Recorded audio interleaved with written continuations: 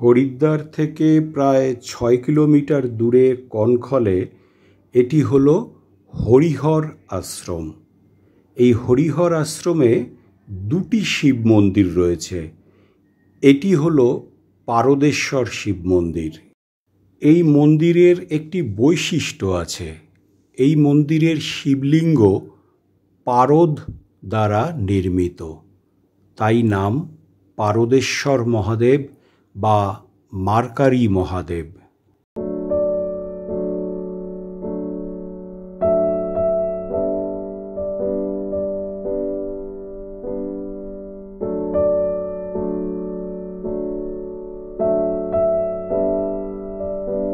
হরিহর আশ্রমের আরেক আকর্ষণ রুদ্রাক্ষের গাছ। এই সেই গাছ, আর এই গাছের নিচে রয়েছে দ্বাদশ জ্যোতির্লিঙ্গের ক্ষুদ্র প্রতিরূপ।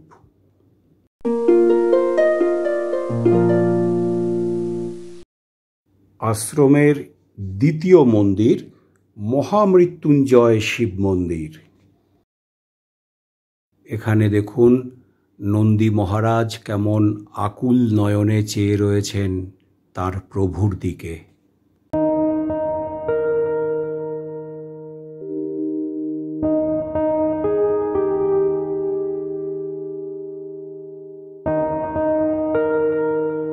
এই মন্দিরে শিবলিঙ্গকে স্পর্শ করা যায়, স্নান করানো যায়।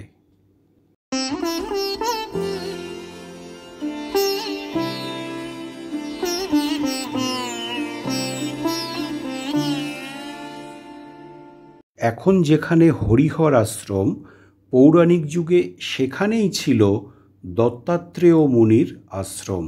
তাই এই হরিহর আশ্রম অতি পবিত্র স্থান। হরিদ্বারে এলে এখানে অবশ্যই আসবেন।